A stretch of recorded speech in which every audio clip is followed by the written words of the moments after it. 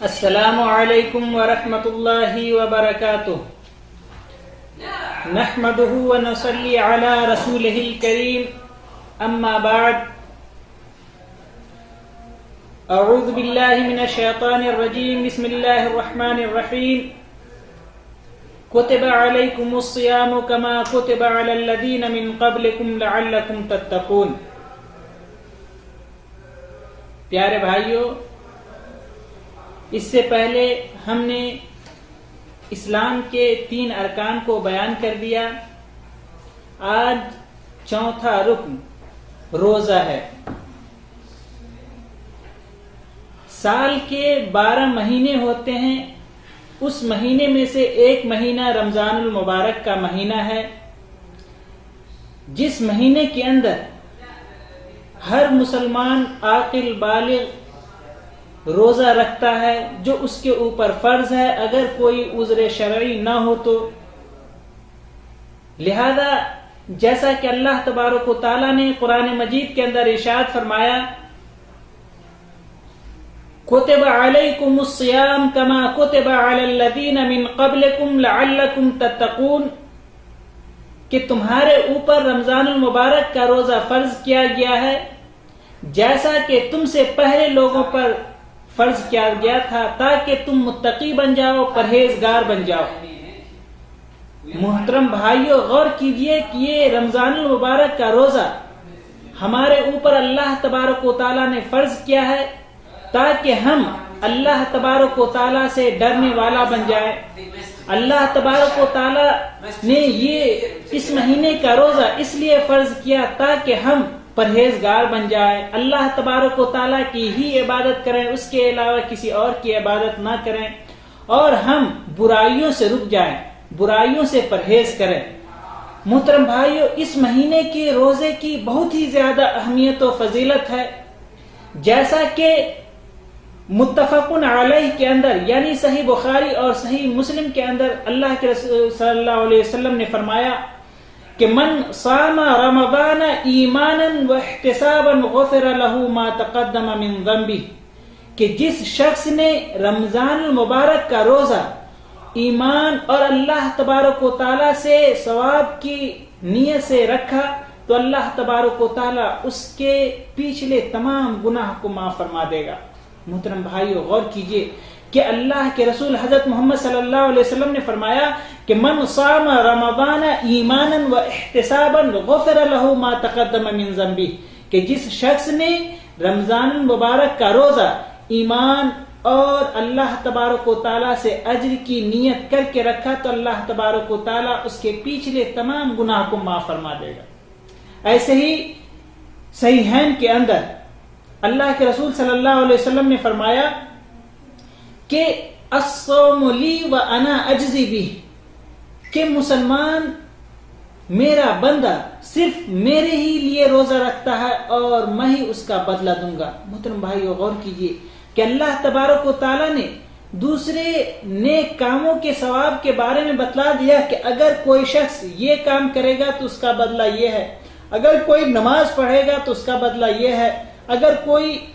حج کرے گا تو اس کا بدلہ یہ ہے۔ لیکن اللہ تبارک و تعالیٰ نے فرمایا کہ الصوم لی وانا اجزی بہ، کہ رسول اللہ صلی اللہ علیہ وسلم فرماتے ہیں کہ اللہ تبارک و تعالیٰ نے فرمایا کہ الصوم لی وانا اجزی بہ، کہ رمضان مبارک کا روزہ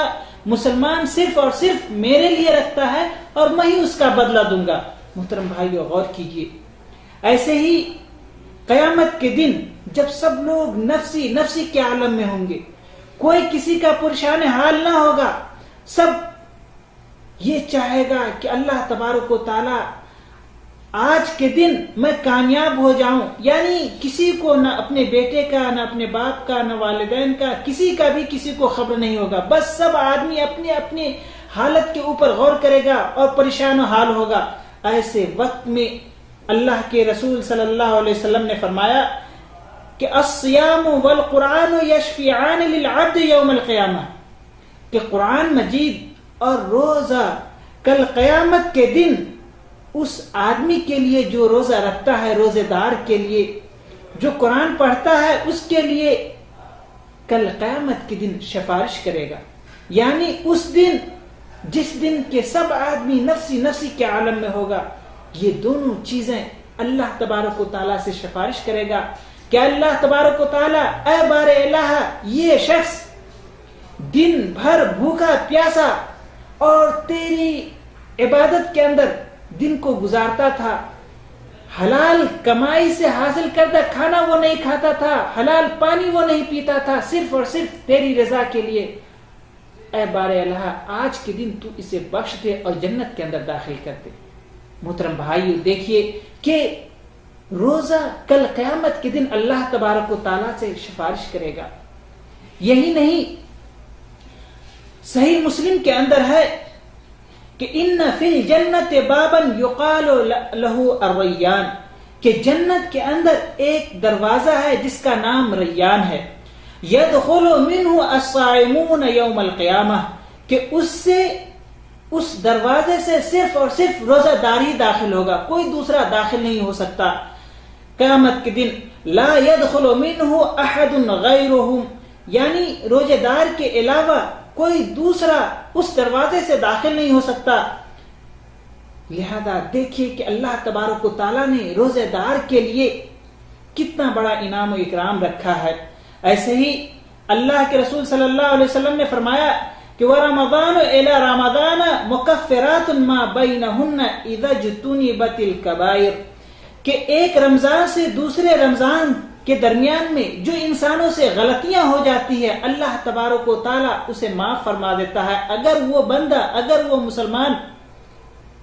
کبیرہ گناہ سے بچتا رہے۔ محترم بھائیو، غور کیجئے کہ اس رمضان المبارک کا کتنا زیادہ اہمیت و فضیلت ہے۔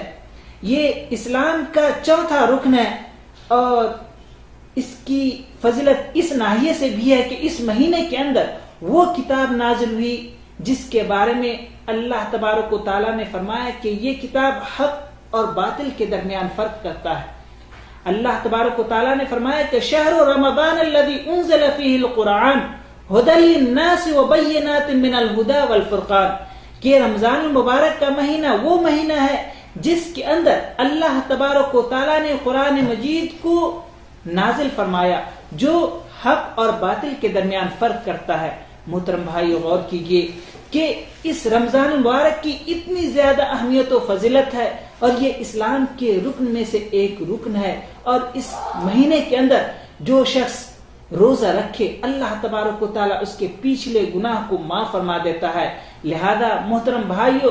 یہ مہینہ جب ہمیں ملے تو ہمیں اس کو غنیمت سمجھنا چاہیے، اور اس مہینے کا روزہ ایمان اور احتساب کے ساتھ رکھ کر کے ہمیں اپنے گناہوں کی معافی اللہ تبارک و تعالیٰ سے طلب کرنی چاہیے، اور اللہ تبارک و تعالیٰ سے اپنے گناہوں کو معاف کروا لینا چاہیے۔ آخر میں دعا ہے کہ اللہ تبارک و تعالیٰ ہم تمام لوگوں کو اس مہینے کا روزہ ایمان اور احتساب کے ساتھ رکھنے کی توفیق عطا فرمائے۔ آمین۔ وآخر دعوانا ان الحمد للہ رب العالمین، والسلام علیکم ورحمۃ اللہ وبرکاتہ۔